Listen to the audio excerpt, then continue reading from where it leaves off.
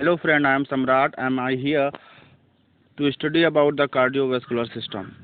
First of all, we will discuss about the cardiovascular system. Cardiovascular system क्या होता है, इसका मेन ऑर्गन क्या होता है, उसके फंक्शन क्या हैं, कैसे वर्क करता है, इसका आउटर इंटरनल पार्ट, इसकी एनाटॉमी फिजियोलॉजी के बारे में आज हम डिस्कस करेंगे। तो सबसे पहले हम बात करते हैं कार्डियोवैस्कुलर सिस्टम। तो व्हाट इज कार्डियोवैस्कुलर सिस्टम? तो the cardiovascular system consist of heart, blood vessels and blood. जो कार्डियोवैस्कुलर सिस्टम होता है वो कॉन्सिस्ट है हार्ट से, ब्लड वेसल एंड ब्लड से। It primary function is to transport nutrients and oxygen rich blood to all part of body and to carry deoxygenated blood from back to the lungs. इसका जो primary function है वो है कि जो nutrients है और ऑक्सीजन रिच ब्लड है उसको बॉडी के हर एक पार्ट तक, हर एक ऑर्गन तक, हर एक सेल तक पहुंचाना, प्लस उनसे जो डीऑक्सीजनेटेड ब्लड है उसको बैक ला के लंग्स में और लंग्स में फिर से उसको ऑक्सीजनेट करवाना। ठीक है, ये सारा काम होता है कार्डियोवैस्कुलर सिस्टम का। तो इस कार्डियोवैस्कुलर सिस्टम का जो मेन ऑर्गन होता है वो होता है हार्ट। तो जो हार्ट होता है इसको हम हिंदी में हृदय कहते हैं या दिल कहते हैं। तो इसको हम पहली जो इसकी एनाटॉमी है उस पर हम ध्यान देंगे। ठीक है, तो अब हम डिस्कस करेंगे कि हार्ट का शेप साइज कैसा होता है। तो जो हमारा हार्ट होता है वो फीस्ट लाइक स्ट्रक्चर होता है, मतलब फीस्ट जैसा हम लोग मुट्ठी बांधते हैं ना, तो उतना ही बड़ा ऑर्गन होता है और वो होलो ऑर्गन होता है जो कि थोरैक्सिक कैविटी में सिचुएटेड होता है। इसकी हम साइज़ की बात करें तो जो इसकी साइज होती है, जो इसकी हाइट होती है वो 12 से 14 सेंटीमीटर होती है और जो इसकी विड्थ होती है वो 8 से 9 सेंटीमीटर होती है और जो इसकी थिकनेस होती है वो 6 सेंटीमीटर की होती है। अगर हम वेट की बात करें तो जो मेल होते हैं उनमें इनका वेट होता है एवरेज 280 से 340 ग्राम तक और जो फीमेल होती हैं उनके अंदर इसका वेट होता है 230 से 280 ग्राम तक। ठीक है, ये एक नॉर्मल रेंज का जो नॉर्मल मैन है उनके अंदर का वेट का एवरेज है। अगर कोई भी आदमी है वो जब उसके बढ़ता रहता है, उसकी एज बढ़ती रहती है तो हार्ट भी डेवलप होता रहता है, उसकी हाइट वेट बढ़ती रहती है। ज़्यादातर ये पुरुषों में ज़्यादा होता है महिलाओं की अपेक्षा। ठीक है, अब हम बात करेंगे इसका स्ट्रक्चर कैसा होता है। तो हार्ट के आउटर वॉल के बारे में हम बात करेंगे। तो the structure of heart wall, ठीक है, तो the heart wall is made up of 3 layer. जो हार्ट की वॉल होती है वो 3 लेयर में बनी होती है। पहली लेयर को हम क्या कहते हैं? इपिकार्डियम, दूसरी को कहते हैं मायोकार्डियम और तीसरी को कहते हैं इपिकार्डियम या पेरिकार्डियम। तो जो सबसे फर्स्ट लेयर होती है आउटर लेयर उसे हम कहते हैं इपिकार्डियम। तो जो इपिकार्डियम होता है वो आउटर मोस्ट लेयर होती है हार्ट की। यहाँ पे आप देख सकते हैं कि epicardium is the outermost layer of the heart.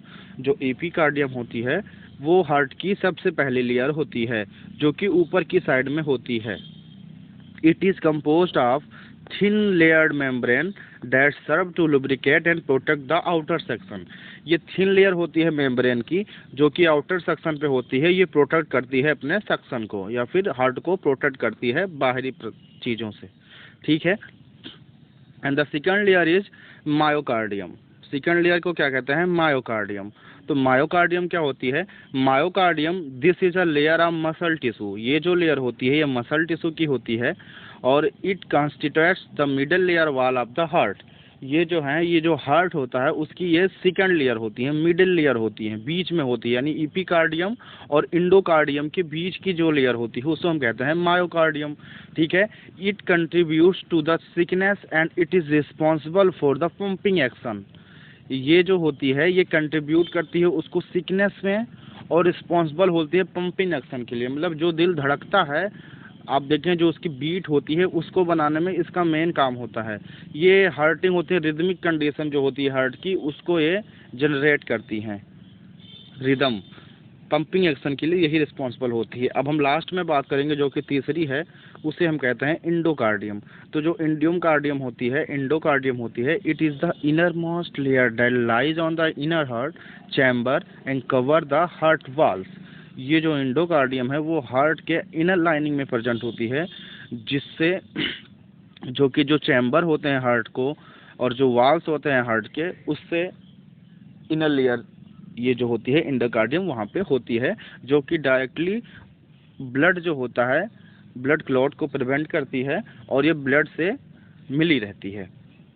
इतना समझ में आ गया। अब आप चाहें तो इसका स्क्रीनशॉट ले सकते हैं, इसका आप चाहें तो स्क्रीनशॉट इतना ले सकते हैं, बाकी नोट्स आपको बाद में मिल जाएंगे। अब हम इसके बाद डिस्कस करेंगे फंक्शन क्या होते हैं हार्ट के। तो हार्ट जो होता है उसके 4 फंक्शन होते हैं, बहुत सारे फंक्शन होते हैं लेकिन जनरली हम 4 फंक्शन की बात करेंगे। पहला फंक्शन जो होता है हार्ट का वो पंपिंग करना होता है, pumping oxygenated blood to the other part. जो ऑक्सीजनेटेड ब्लड होते हैं वो पंप करके दूसरे पार्ट तक बॉडी तक पहुंचाना इसका एक मेन काम होता है। और साथ साथ ये क्या करता है, pumping hormones and other vital substances, pumping hormones and other vital substances to different part of the body. तो जो हार्मोन्स होते हैं और भी अदर सब्सटेंसेस होते हैं उसको बॉडी के डिफरेंट पार्ट्स में पहुंचाना, उसको पंप कर करके। और फिर क्या करती है, receiving deoxygenated blood and carry metabolic waste product from the body and pumping to the lungs for oxygenated. ये रिसीव करती है डीऑक्सीजनेटेड ब्लड को whole part of the body से और उसको वापस लंग्स में ले जाती है। वहाँ पे डीऑक्सीजनेटेड ब्लड को ऑक्सीजन से मिला के उसको ऑक्सीजनेटेड ब्लड में कन्वर्ट करके फिर वापस हार्ट में भेज के लाता है। ठीक है। और इसका लास्ट जो फंक्शन है उसे हम कहते हैं मेंटेनेंस ब्लड प्रेशर। तो जो मेंटेनिंग होता है ब्लड प्रेशर का वो भी हार्ट ही मेंटेन करता है ब्लड प्रेशर को। ब्लड प्रेशर को हम डिटेल में पढ़ेंगे अगले लेक्चर में कि ब्लड प्रेशर होता क्या है। इसका एक अलग से टॉपिक में डाल दूंगा अपने चैनल पे, आप लोग उसको देख लीजिएगा। आप लोग इसका चाहे तो इसका भी स्क्रीनशॉट ले सकते हैं। अब इसके बाद हम बात करेंगे कंपोनेंट ऑफ कार्डियोवैस्कुलर सिस्टम। तो जो कार्डियोवैस्कुलर सिस्टम होता है वो रिस्पॉन्सिबल होता है ब्लड को डिलीवर करने में दूसरे बॉडी पार्ट तक या फिर दूसरे बॉडी ऑर्गन तक, हर एक सेल तक।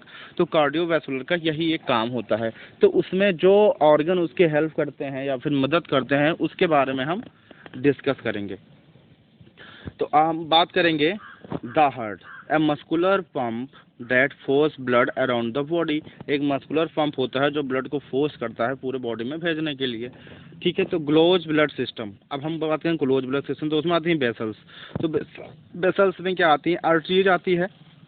आर्टरीज क्या करती है, vessel that carry blood away from the heart. वो वेसल जो ब्लड को हार्ट से लेती है और पूरे बॉडी में भेजती है उसे हम आर्टरीज कहते हैं। और वेन वो होती हैं जिससे हमारा जो ब्लड आता है वापस हार्ट में आता है। ठीक है। आर्टरीज क्या करती हैं, हार्ट से लेके जाती हैं बॉडी तक, और वेन क्या करती हैं, बॉडी से लाती हैं हार्ट तक। ठीक है। और कैपिलरी क्या करती हैं, कैपिलरी ट्रेनी वेसल्स आते हैं branch from the arteries to deliver blood to all body tissue. Tiny vessels होती हैं ब्रांच की जो आर्टरीज में पाई जाती हैं, जो कि बॉडी के सारे पार्ट तक जो होता है ब्लड लेके जाती हैं, उसे हम आर्टरीज कहते हैं, सॉरी कैपिलरीज कहते हैं उसे हम। अब हम बात करेंगे टाइप ऑफ सर्कुलेटरी सिस्टम। ठीक है। तो 2 टाइप के होते हैं सर्कुलेटरी सिस्टम बॉडी में। पहला एक होता है सिस्टमिक सर्कुलेटरी सिस्टम, एक होता है सिस्टमैटिक सर्कुलेटरी सिस्टम और दूसरा होता है पल्मोनरी सर्कुलेटरी सिस्टम। तो हम बात करेंगे सबसे पहले सिस्टमैटिक सर्कुलेटरी सिस्टम की। तो this is the main blood circulatory system that transport blood to the organ tissue cell throughout the body. तो जो सिस्टमैटिक सर्कुलेटरी सिस्टम होता है, this is the main circulatory system होता है। ये एक मेन सर्कुलेटरी सिस्टम होता है जो कि ट्रांसपोर्ट करता है ब्लड को ऑर्गन तक, टिश्यू तक और हर एक सेल तक। उसे हम कहते हैं सिस्टमैटिक सर्कुलेटरी सिस्टम। और जो सेकंड होता है वो उसे हम कहते हैं pulmonary circulatory system. The circulatory system move blood between the heart and lungs, it where oxygen enter the blood and carbon dioxide leave the blood. क्या होता है, जो पल्मोनरी सर्कुलेटरी सिस्टम होता है वो हार्ट से ब्लड लंग्स में ले जाता है। वहाँ पे जो ऑक्सीजन पुअर ब्लड होता है, मतलब जो डीऑक्सीजनेटेड ब्लड होता है, उसको ये एक्सचेंज करवा के कार्बन डाइऑक्साइड गैस को वहीं पे रिमूव करवा के उसमें ऑक्सीजन मिला के वापस में हार्ट में लाता है। उसका जो काम होता है वो होता है पल्मोनरी सर्कुलेटरी सिस्टम का। ठीक है।